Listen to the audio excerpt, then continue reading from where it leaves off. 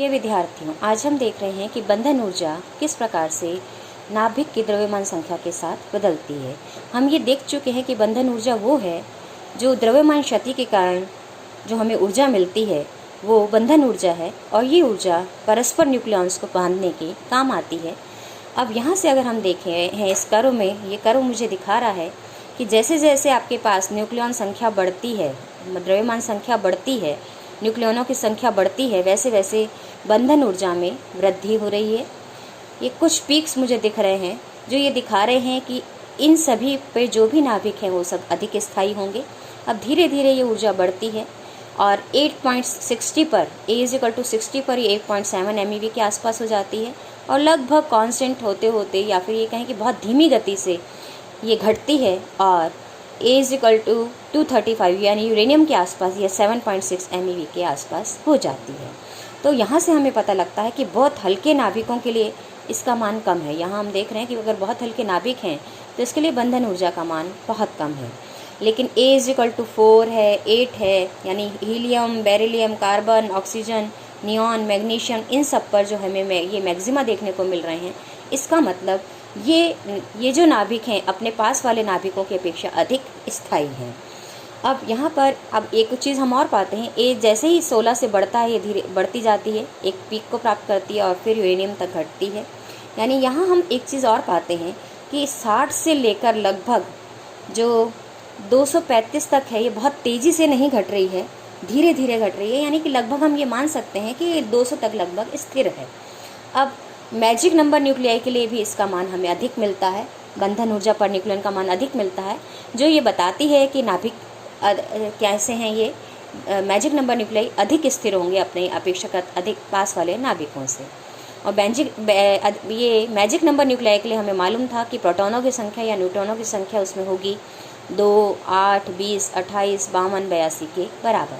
तो इन सब से हमें ये भी पता लगता है कि चूँकि हल्के नाभिकों की बंधन ऊर्जा कम है, तो इसलिए ये नाभिक संलयित होकर एक भारी नाभिक बनाते हैं, जिससे बंधन ऊर्जा में वृद्धि होती है, यानी कि नाभिक के स्थायित्व में वृद्धि होती है। और यहाँ हम देख रहे हैं अधिक भारी नाभिकों के लिए भी बंधन ऊर्जा पुनः कम होने लगती है। तो ये भारी नाभिक विखंडित होते हैं, जिससे कि आपके पास ये अधिक बंधन ऊर्जा को प्राप्त करके स्थायित्व को प्राप्त कर सके। तो इस कर्व से हम नाभिकीय संलयन क्यों होता है, नाभिकीय विखंडन क्यों होता है, हम इसको भी समझ सकते हैं।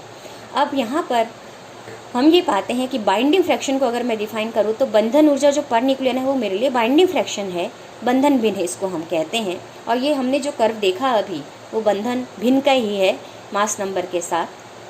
अब इसके पूर्व में हम चैप्टर में हम डिफाइन कर चुके थे संकुलन गुणांक, ब्रेकिंग फ्रैक्शन, और वो था कि जो मेजर्ड मास है उससे द्रव्यमान संख्या का अनुपात क्या है। मेजर्ड मास से जो अंतर आता है द्रव्यमान संख्या का, उससे जो द्रव्यमान संख्या का अनुपात है, यानी कि हमने कहा कि मास डिफरेंस का जो मास नंबर के साथ रेशियो है वो कहलाता है संकुलन गुणांक, पैकिंग फ्रैक्शन। तो यहाँ से जब मैं इसको सॉल्व करती हूँ, यानी F का मान हो जाता है संकुलन गुणांक का mZa माइनस A/A, जहाँ mZa मेजर्ड मास है और A उस नाभिक की द्रव्यमान संख्या, उस परमाणु की द्रव्यमान संख्या है।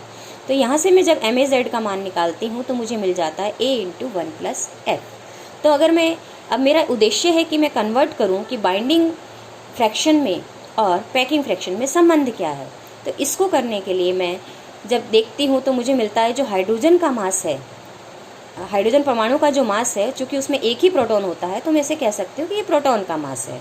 तो प्रोटॉन के मास को अगर मैं इस संबंध को अप्लाई करूँ तो मुझे मिल जाएगा, क्योंकि प्रोटॉन के लिए A का मान 1 होगा, इसलिए मुझे MH का मान मिल जाएगा 1 + FH।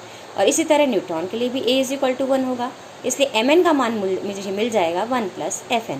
तो मेरे पास जो बाइंडिंग फ्रैक्शन आएगा BZa/A, जो कि BZa बंधन ऊर्जा का मान मैं देख चुकी हूँ कि उसके कंस्टिट्यूएंट न्यूक्लियंस का कितना मास है माइनस मेजर्ड मास कितना है, तो वो मेरे को बंधन ऊर्जा देता है, यानी द्रव्यमान क्षति मुझे बंधन ऊर्जा देती है, जबकि जो द्रव्यमान का अंतर है वो मुझे पैकिंग फ्रैक्शन देता है। तो यहाँ पर ZmH + NMN माइनस MZa जो है द्रव्यमान क्षति है, जिसको मैं C² से गुणा करती हूँ तो वो ऊर्जा में बदल जाती है, लेकिन यहाँ पर ये ऊर्जा द्रव्यमान की टर्म्स में ही दिखाई गई है। तो यहाँ पर आपके पास मैं MH का मान रख देती हूँ, Mn का मान रख देती हूँ।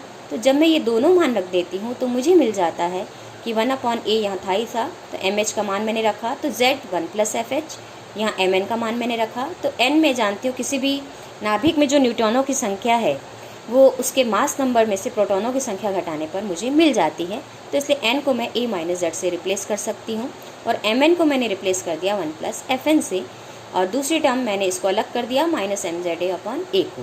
तो यहाँ से अब मैं इसको खोलती हूँ तो यहाँ मुझे दिख रहा है z + zfh आएगा, और यहाँ पर मैं लिखूँगी तो a - z एक टर्म मेरे पास आएगी, तो z से z यहाँ कट जाएगा, तो वो टर्म मैंने यहाँ नहीं दर्शाई है, इसलिए मुझे मिल जाएगा zfh + a माइनस जो आपके पास a - z वाली टर्म है ये प्लस होके fn से गुणा हो जाएगी। तो ये टर्म मैंने एज इट इज़ 1 वाली टर्म्स में से z लगा के इसको हटा दिया है, और 1 + fn जो a - z से गुणा हो रहा था fn, उसमें से fn को मैंने टर्म यही दर्शा दी है। तो अब यहाँ पर मुझे जब मैं इसको सॉल्व करती हूँ तो यहाँ पर इसको सॉल्व करने पर मुझे पूरा मिल जाता है कि zfh + n fn, यहाँ इसको मैंने पुनः fn n रख दिया है fn के साथ, अपॉन a प्लस इसको मैंने हटा 1 को मैंने बाहर ले लिया इस टर्म से, तो +1 - mz/a। अब इन दोनों को मैंने सॉल्व किया है, तो यहाँ से a जो है मेरे पास LCM आ गया, तो ये टर्म बन जाएगी, माइनस मैंने बाहर ले लिया, तो इसलिए ये टर्म बन जाएगी mza - a, और ये टर्म एज इट इज़ मैंने रख दी है। और ये टर्म मुझे परिचित है, मैंने यहाँ देख लिया है कि ये जो टर्म है वो संकुलन गुणांक पैकिंग फ्रैक्शन के बराबर है, इसलिए FB का मान हो जाएगा ZFH + NFn/a - f। अब इन दोनों टर्म का अगर मैं विश्लेषण करूं तो फर्स्ट टर्म में चूंकि Z और N दोनों लगभग बराबर होते हैं और दोनों ही a/2 के बराबर होते हैं, इसलिए इसका मान लगभग नियत होगा फर्स्ट टर्म का। और सेकंड टर्म जो मेरे पास आ रही है वो माइनस की f आ रही है, यानी इसका विपरीत साइन है। तो अगर ये FB बढ़ेगा तो f घटेगा, या f घटेगा तो FB बढ़ेगा, यानी परस्पर विपरीत तरीके से काम करेंगे, यानी FB बढ़ेगा यदि f घटता है, FB घटेगा यदि f बढ़ता है। तो अब हम इन दोनों के वक्रों की बात करें तो अगर मैं इन दोनों वक्रों को साथ साथ देखूं तो ये मेरा जो वक्र है ये है बाइंडिंग फ्रैक्शन का मास नंबर के साथ, यानी कि ये बढ़ रहा है और फिर घट रहा है। और यहाँ अगर मैं देखूं तो ये है पैकिंग फ्रैक्शन का संबंध a के साथ, तो यहाँ अगर मैं देखूं तो ये पहले घटता है, फिर और घटकर एक मिनिमम वैल्यू को प्राप्त करके फिर वापस बढ़ता है और पॉजिटिव हो जाता है। तो एक तरह से ये दोनों जो कर्व हैं, अगर मैं इन दोनों को परस्पर साथ देखूं तो ये जो दोनों कर्व हैं मेरे पास, मुझे लगता है कि एक दूसरे के विपरीत हैं, इन्वर्स हैं। अगर एक में एक बढ़ता है तो दूसरा घटता है, ये बढ़कर अगर पीक वैल्यू को प्राप्त करता है तो ये बढ़कर एक अपनी निम्न वैल्यू को, उच्चतम निम्न वैल्यू को प्राप्त करता है, और उसके बाद ये बढ़ता है, ये घटता है, यानी ये दोनों एक दूसरे के विपरीत हैं, इन्वर्स हैं, यानी लेकिन एक दूसरे के, इसको मैं कह सकती हूँ एक दूसरे के व्युत्क्रम पूरक हैं। तो एक में अगर निम्निष्ठ आता है तो दूसरे में उच्चिष्ठ आता है, एक में ढाल अगर इसका बढ़ता है, अगर यहाँ इसका ढाल बढ़ रहा है तो यहाँ इसका ये ढाल घट रहा है, और जहाँ पर इसका ये ढाल घट रहा है बाइंडिंग फ्रैक्शन का, वहाँ पर ये संकुलन गुणांक का जो ढाल है ये बढ़ रहा है। तो इस तरह से ये एक दूसरे के दोनों पूरक मुझे दिखते हैं। तो ये थी तुलना मेरे पास, जो मैंने द्रव्यमान अंतर के साथ द्रव्यमान संख्या का अनुपात देखा, यानी कि मेरे पास संकुलन गुणांक का मैंने मान देखा, और दूसरा मैंने बंधन भिन्न का मान देखा, यानी कि बाइंडिंग एनर्जी पर न्यूक्लियन का मान देखा। तो ये दोनों कर्व मैंने पाया ये दोनों एक दूसरे के पूरक हैं। अब इसको समझने के लिए ज़रूरी हो जाता है कि बंधन ऊर्जा को मैं समझूं, तो उसके लिए ज़रूरी हो जाता है कि हम नाभ के विभव को भी समझें, न्यूक्लियर पोटेंशियल को भी समझें, क्योंकि न्यूक्लियर पोटेंशियल का संबंध सीधा सीधा नाभ के बलों से है, और नाभ के बल कितने प्रबल होंगे उस आधार पर नाभ की ऊर्जा हमें मिलती है। तो नाभ के बलों को समझने के लिए, उनके व्यवहार को समझने के लिए, बंधन ऊर्जा को समझने के लिए, नाभिक के स्थायित्व को समझने के लिए हमें ज़रूरी है कि हमें नाभिक के विभव की जानकारी हो। तो नाभ के विभव के लिए बहुत सारे पोटेंशियल अलग अलग दिए गए हैं, जिसमें से दो मुख्य हैं, वर्गकूप पोटेंशियल और दूसरा है युकावा पोटेंशियल। तो वर्गकूप पोटेंशियल में हमने मान लिया कि जो नाभिक है में जो न्यूक्लियन है वो एक कूप में स्थित हैं, और वो कूप इस तरह से है कि वो नेगेटिव पोटेंशियल एनर्जी का है, इसलिए न्यूक्लियन उसमें से बाहर नहीं आ सकता। न्यूक्लियन को बाहर आने के लिए इतनी ऊर्जा उसको हमें देनी पड़ेगी। तो यहाँ पर ये मान हो जाता है VR = -V0, जबकि न्यूक्लियन नाभिक के अंदर है, यानी कि जो त्रिज्या है, जो दूरी है इसकी, वो नाभ के त्रिज्या से कम है, और उसके बाहर इसका मान 0 है, क्योंकि नाभिक से कण बाहर आ जाता है तो उस पर कोई फोर्स नहीं लगता है, तो R ग्रेटर देन R पर ये मान 0 है। तो चूंकि ये नेगेटिव एक तरह से पोटेंशियल वेल है, तो हम नेगेटिव पोटेंशियल वेल की प्रॉपर्टीज़ को अच्छे से समझते हैं कि नाभ के इस पोटेंशियल वेल से बाहर आने के लिए न्यूक्लियन को इतनी ऊर्जा हमें देनी पड़ेगी, तब ये न्यूक्लियन इससे बाहर आ सकता है, अन्यथा नहीं आ सकता है। और ये ऊर्जा अत्यधिक होती है, इसलिए हम ये मान लेते हैं, इससे हमें पता लग जाता है कि ये नाभ के बल प्रबल है। अब दूसरा जो पोटेंशियल दिया गया है वो है युकावा पोटेंशियल, और युकावा पोटेंशियल ये साफ दिख रहा है कि ये संतृप्तता की ओर यहाँ से बढ़ रहा है, ये संतृप्त हो रहा है। और लेकिन ये यहाँ पर जो इसका जो व्यवहार है वो एक्सपोनेंशियल बिहेवियर है, तो यानी कि ये हमें मिलता है क्योंकि एक्सपोनेंशियली यहाँ से घट रहा है। तो यहाँ पर ये जो मुझे बिहेवियर युकावा पोटेंशियल का जो ग्राफ मिलता है वो मुझे यहाँ मैंने इस कर्व के द्वारा ये युकावा विभव को हमने दिखाया है। तो युकावा विभव है V0 exponential -R/R upon R/R। यद्यपि इसके अलावा भी बहुत सारे पोटेंशियल्स दिए गए हैं, लेकिन हम यहाँ उनको नहीं दे रहे हैं। तो यानी कि अभी भी हमें कोई क्लियर एक पोटेंशियल नहीं मालूम है नाभ के विभव के लिए, जिसके द्वारा हम उसके सभी गुणों की व्याख्या कर सकें।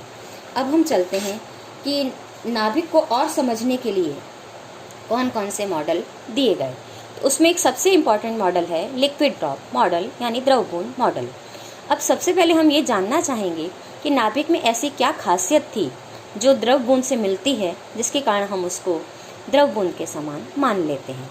तो सबसे पहली जो खासियत मेरे पास आती है वो ये कि द्रव बूंद के समान ही इसमें केवल नाभिक के जो आसपास के न्यूक्लियन है, अगर एक ये नाभिक मैं मान लूँ तो इस नाभिक में जो एक न्यूक्लियन है अंदर है वो केवल अपने आसपास स्थित न्यूक्लियनों पर ही इंटरेक्ट करता है, बहुत दूर वाले इससे इसका इंटरेक्शन नहीं होता है।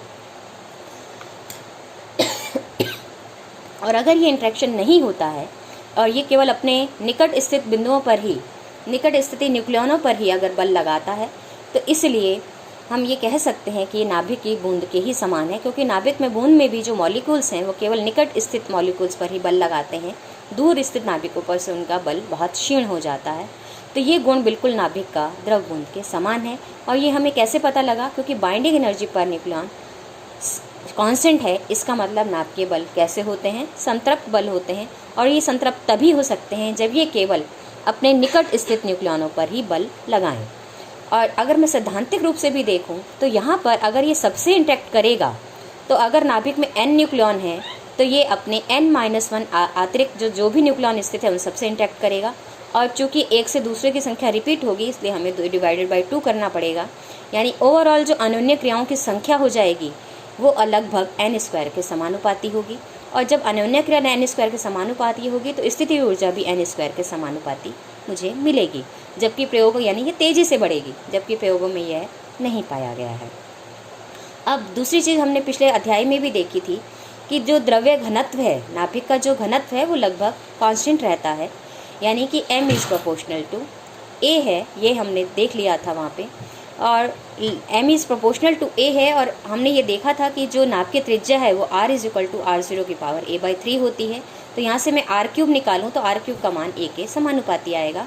तो यहाँ अगर मैं m/a का मान घनत्व निकालूँ जो कि नियत है मेरे पास, तो m/a का मान लगभग m/v के बराबर होगा, जो कि नियत है।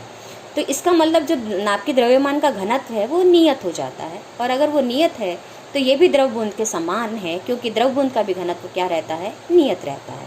अब हम ये देखते हैं कि पृष्ठ तनाव की जब हम बात करते हैं तो नाभिक में जब हम द्रव में पृष्ठ तनाव की बात करते हैं तो हम ये अच्छे से जानते हैं कि जो सरफेस पर एटम है उस पर अपने जो दूसरे एटम्स हैं उसके अंदर स्थित हैं उसको अंदर की ओर खींचते हैं तो पृष्ठ मेरे पास खिंच जाता है। और अंदर का जो परमाणु है उस पर चारों तरफ से समान बल लगता है, इसलिए उसमें खिंचाव नहीं आता। लेकिन जो पृष्ठ पर एटम स्थित है उस पर कम बल लगता है, पृष्ठ पर ऊपर की तरफ से कम बल लगता है, लेकिन अंदर के परमाणुओं की तरफ से, अंदर के जो और परमाणु हैं द्रव के, उसकी वजह से उस पर अधिक बल लगता है, तो पृष्ठ में खिंचाव आ जाता है।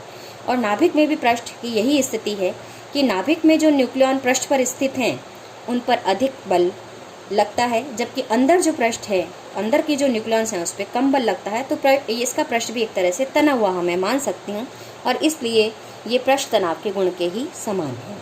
अब हम और एक और जो चीज़ पाई गई वो ये पाया गया कि नाभिकीय क्रियाओं में जो है बहुत से कण बाहर निकल के आते हैं, जो कि अल्प आयु के कण भी होते हैं जिनमें से, जैसे कि न्यूट्रॉन इत्यादि।